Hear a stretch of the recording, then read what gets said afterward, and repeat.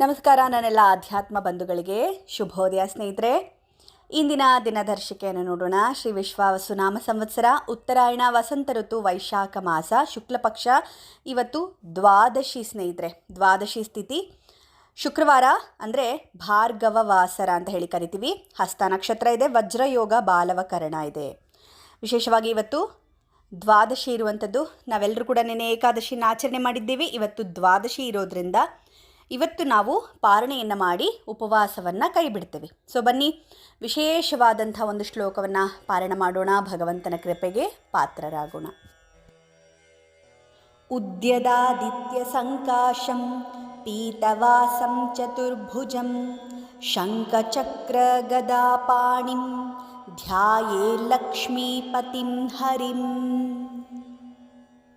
ಉದ್ಯದಾದಿತ್ಯ ಸಂಕಾಶಂ ಪೀತವಾಸಂ ಚತುರ್ಭುಜಂ ಶಂಖಚಕ್ರ ಗದಾಪಾಣಿಂ ಧ್ಯಾಯೇ ಲಕ್ಷ್ಮೀಪತಿಂ ಹರಿಂ. ಉದ್ಯದಾದಿತ್ಯ ಸಂಕಾಶಂ ಪೀತವಾಸಂ ಚತುರ್ಭುಜಂ ಶಂಖಚಕ್ರ ಗದಾಪಾಣಿಂ ಧ್ಯಾಯೇ ಲಕ್ಷ್ಮೀಪತಿಂ ಹರಿಂ. ಉದ್ಯದಾದಿತ್ಯ ಸಂಕಾಶಂ ಪೀತವಾಸಂ ಚತುರ್ಭುಜಂ ಶಂಖಚಕ್ರ ಗದಾಪಾಣಿಂ ಧ್ಯಾಯೇ ಲಕ್ಷ್ಮೀಪತಿಂ ಹರಿಂ. ಉದ್ಯದಾದಿತ್ಯ ಸಂಕಾಶಂ ಪೀತವಾಸಂ ಚತುರ್ಭುಜಂ ಶಂಖಚಕ್ರ ಗದಾಪಾಣಿಂ ಧ್ಯಾಯೇ ಲಕ್ಷ್ಮೀಪತಿಂ ಹರಿಂ. ಉದ್ಯದಾದಿತ್ಯ ಸಂಕಾಶಂ ಪೀತವಾಸಂ ಚತುರ್ಭುಜಂ ಶಂಖಚಕ್ರ ಗದಾಪಾಣಿಂ ಧ್ಯಾಯೇ ಲಕ್ಷ್ಮೀಪತಿಂ ಹರಿಂ. ಉದ್ಯದಾದಿತ್ಯ ಸಂಕಾಶಂ ಪೀತವಾಸಂ ಚತುರ್ಭುಜಂ ಶಂಖಚಕ್ರ ಗದಾಪಾಣಿಂ ಧ್ಯಾಯೇ ಲಕ್ಷ್ಮೀಪತಿಂ ಹರಿಂ. ಉದ್ಯದಾದಿತ್ಯ ಸಂಕಾಶಂ ಪೀತವಾಸಂ ಚತುರ್ಭುಜಂ ಶಂಖಚಕ್ರ ಗದಾಪಾಣಿಂ ಧ್ಯಾಯೇ ಲಕ್ಷ್ಮೀಪತಿಂ ಹರಿಂ.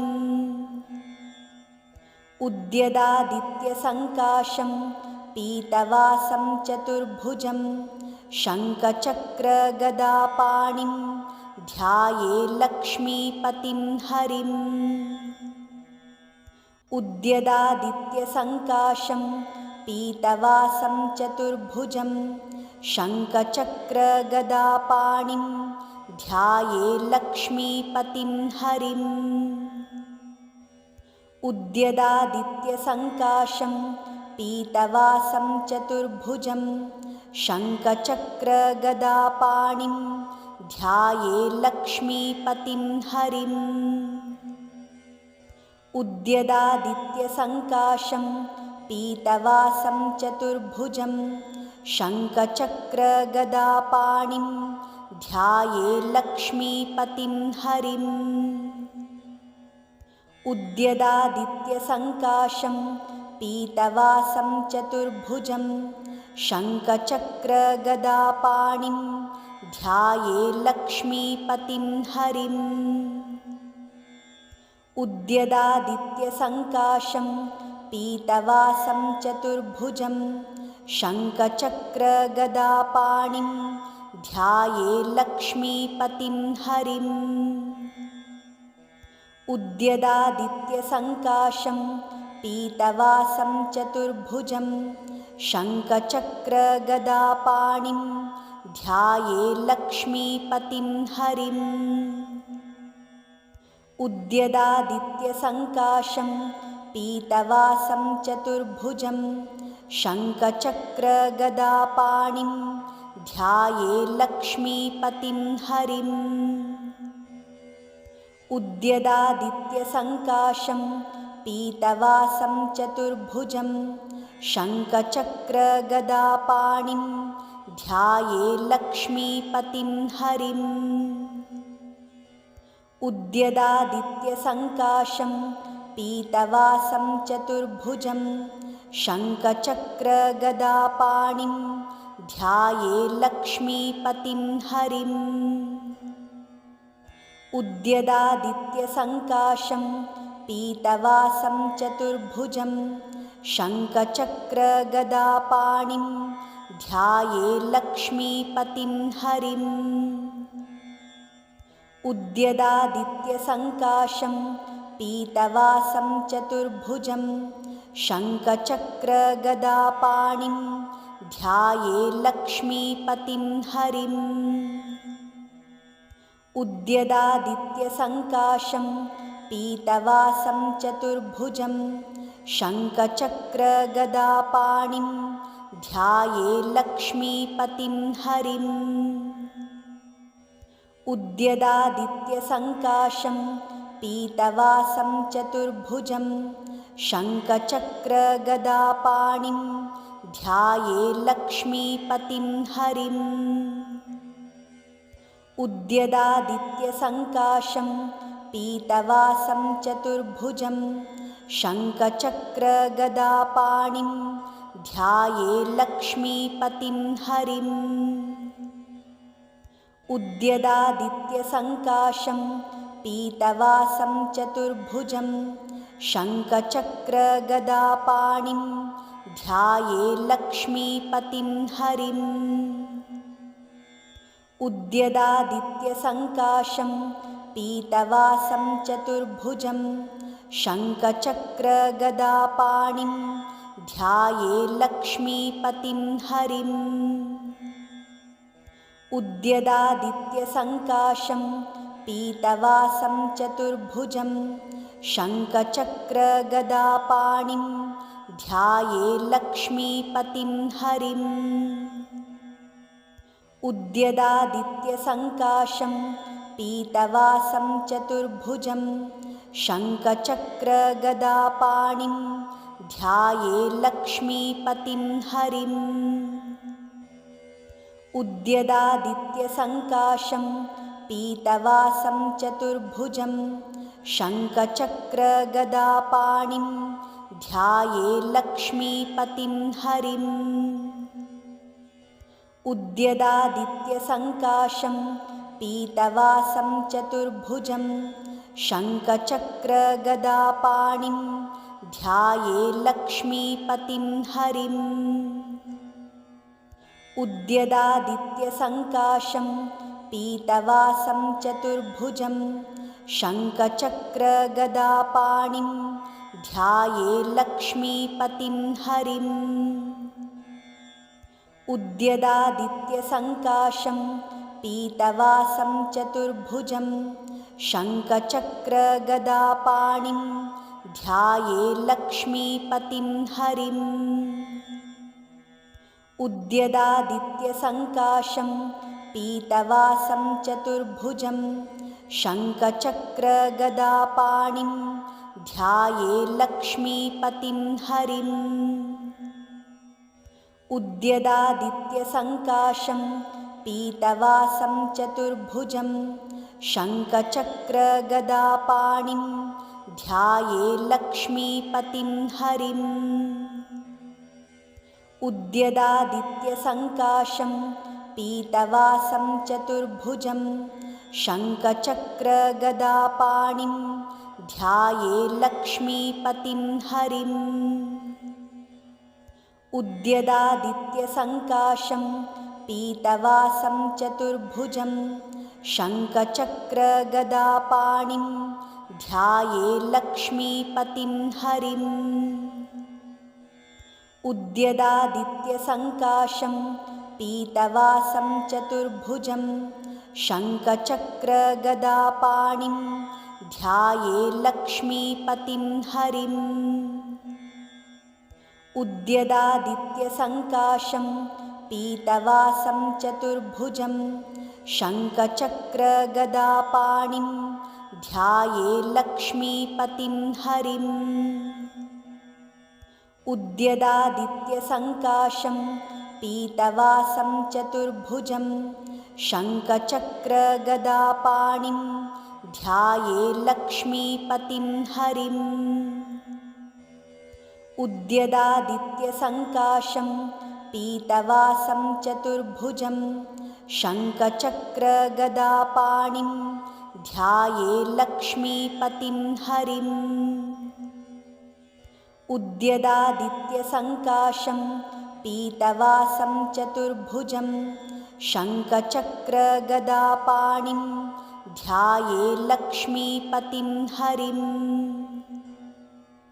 उद्यदादित्यसङ्काशं पीतवासं चतुर्भुजं शङ्खचक्रगदापाणिं ध्यायेल्लक्ष्मीपतिं हरिम् उद्यदादित्यसङ्काशं पीतवासं चतुर्भुजं शङ्खचक्रगदापाणिं ध्यायेल्लक्ष्मीपतिं हरिम् उद्यदादित्यसङ्काशं पीतवासं चतुर्भुजं शङ्खचक्रगदापाणिं ध्यायेल्लक्ष्मीपतिं हरिम् उद्यदादित्यसङ्काशं पीतवासं चतुर्भुजं शङ्खचक्रगदापाणिं ध्यायेल्लक्ष्मीपतिं हरिम् उद्यदादित्यसङ्काशं पीतवासं चतुर्भुजं शङ्खचक्रगदापाणिं ध्यायेल्लक्ष्मीपतिं हरिम् उद्यदादित्यसङ्काशं पीतवासं चतुर्भुजं शङ्खचक्रगदापाणिं ध्यायेल्लक्ष्मीपतिं हरिम् उद्यदादित्यसङ्काशं पीतवासं चतुर्भुजं शङ्खचक्रगदापाणिं ध्यायेल्लक्ष्मीपतिं हरिम् उद्यदादित्यसङ्काशं पीतवासं चतुर्भुजं शङ्खचक्रगदापाणिं ध्यायेल्लक्ष्मीपतिं हरिम् उद्यदादित्यसङ्काशं पीतवासं चतुर्भुजं शङ्खचक्रगदापाणिं ध्यायेल्लक्ष्मीपतिं हरिम् उद्यदादित्यसङ्काशं पीतवासं चतुर्भुजं शङ्खचक्रगदापाणिं ध्यायेल्लक्ष्मीपतिं हरिम् उद्यदादित्यसङ्काशं पीतवासं चतुर्भुजं शङ्खचक्रगदापाणिं ध्यायेल्लक्ष्मीपतिं हरिम्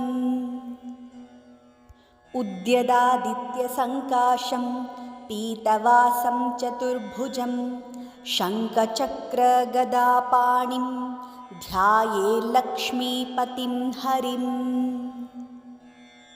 उद्यदादित्यसङ्काशं पीतवासं चतुर्भुजं शङ्खचक्रगदापाणिं ध्यायेल्लक्ष्मीपतिं हरिम् उद्यदादित्यसङ्काशं पीतवासं चतुर्भुजं शङ्खचक्रगदापाणिं ध्यायेल्लक्ष्मीपतिं हरिम् उद्यदादित्यसङ्काशं पीतवासं चतुर्भुजं शङ्खचक्रगदापाणिं ध्यायेल्लक्ष्मीपतिं हरिम् उद्यदादित्यसङ्काशं पीतवासं चतुर्भुजं शङ्खचक्रगदापाणिं ध्यायेल्लक्ष्मीपतिं हरिम् उद्यदादित्यसङ्काशं पीतवासं चतुर्भुजं शङ्खचक्रगदापाणिं ध्यायेल्लक्ष्मीपतिं हरिम् उद्यदादित्यसङ्काशं पीतवासं चतुर्भुजं शङ्खचक्रगदापाणिं ध्यायेल्लक्ष्मीपतिं हरिम् उद्यदादित्यसङ्काशं पीतवासं चतुर्भुजं शङ्खचक्रगदापाणिं ध्यायेल्लक्ष्मीपतिं हरिम् उद्यदादित्यसङ्काशं पीतवासं चतुर्भुजं शङ्खचक्रगदापाणिं ध्यायेल्लक्ष्मीपतिं हरिम्। उद्यदादित्यसङ्काशं पीतवासं चतुर्भुजं शङ्खचक्रगदापाणिं ध्यायेल्लक्ष्मीपतिं हरिम्। उद्यदादित्यसङ्काशं पीतवासं चतुर्भुजं शङ्खचक्रगदापाणिं ध्यायेल्लक्ष्मीपतिं हरिम्।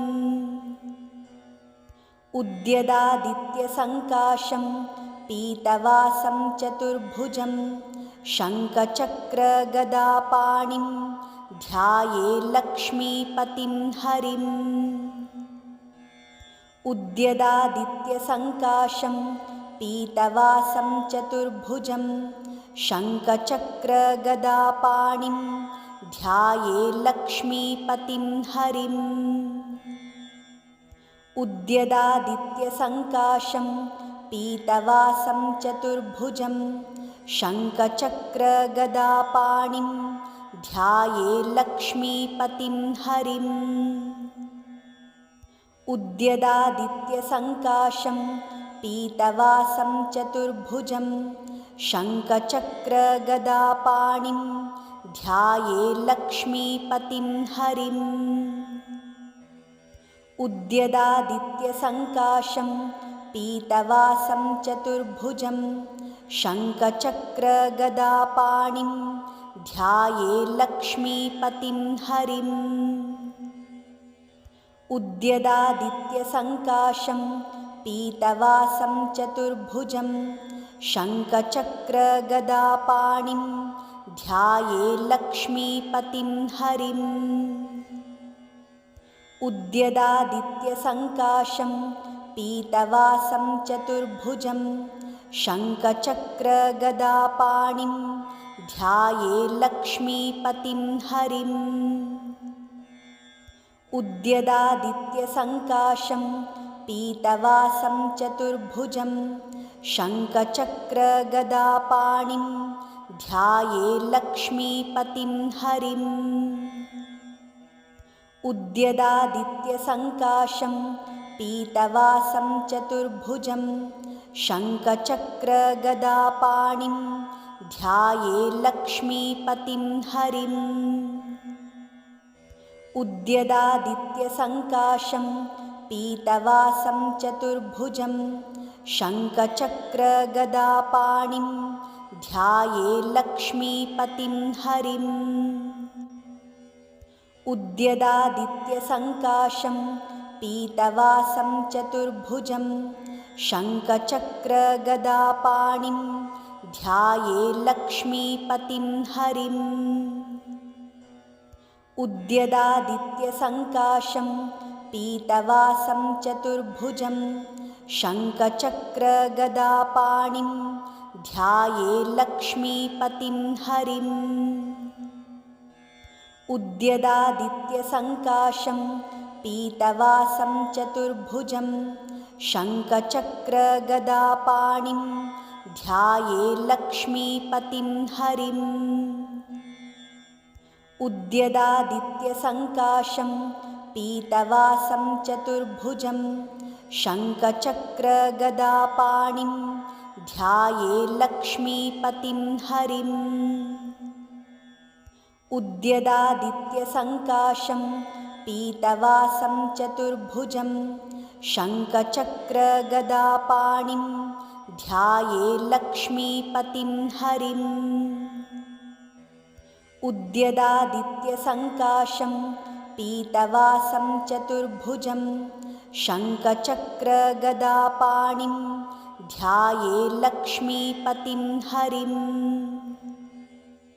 उद्यदादित्यसङ्काशं पीतवासं चतुर्भुजं शङ्खचक्रगदापाणिं ध्यायेल्लक्ष्मीपतिं हरिम्। उद्यदादित्यसङ्काशं पीतवासं चतुर्भुजं शङ्खचक्रगदापाणिं ध्याये लक्ष्मीपतिं हरिम् उद्यदादित्यसङ्काशं पीतवासं चतुर्भुजं शङ्खचक्रगदापाणिं ध्याये लक्ष्मीपतिं हरिम् उद्यदादित्यसङ्काशं पीतवासं चतुर्भुजं शङ्खचक्रगदापाणिं ध्याये लक्ष्मीपतिं हरिम् उद्यदादित्यसङ्काशं पीतवासं चतुर्भुजं शङ्खचक्रगदापाणिं ध्याये लक्ष्मीपतिं हरिम्